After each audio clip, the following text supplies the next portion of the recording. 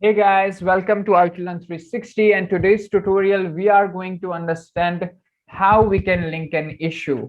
So this is something which is very interesting, guys. So let us, without wasting any time, go to Software Testing Academy and JIRA for software testers. From here, let us open linking issues. So let me tell you that why do we link issues first? Okay, they can ask you that why linking, why? See, ultimately, linking an issue in JIRA help us to track an issue. Okay, guys. And with the help of linking the issues, we can get the traceability matrix more, properly. Now, if you guys are not aware what is traceability matrix, then you can refer to our manual testing course where you can see about traceability matrix, or in future session, I'm going to explain you in JIRA here as well. But right now, moving, or you can say coming back to our linking issue concept.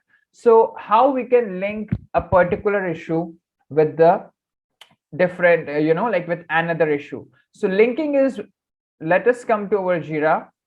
So here in our JIRA, we can see that we have our two issues, TP1, TP2. Right now, both are already linked, as you can see, but let me cross them and let me unlink them for now. So I can show you how we can link them again. So right now it is appearing in link. So I just closed, I removed it. Yeah. So now if I will click here, my linked issue, there is not any linked issues here, right? So let me show you, let's say I want to link this requirement with this requirement. So how I can do that? So I will just click on this issue. It will open here, and here you can see icon of link issues. So I click here. What I want to link an issue.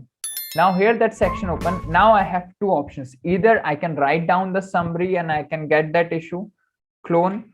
You can see it is appearing as first, or I can directly search with issue ID TP2. Sorry, TP2 -2. So here it is. Now when I select it and I hit link, now the issue is simply linked.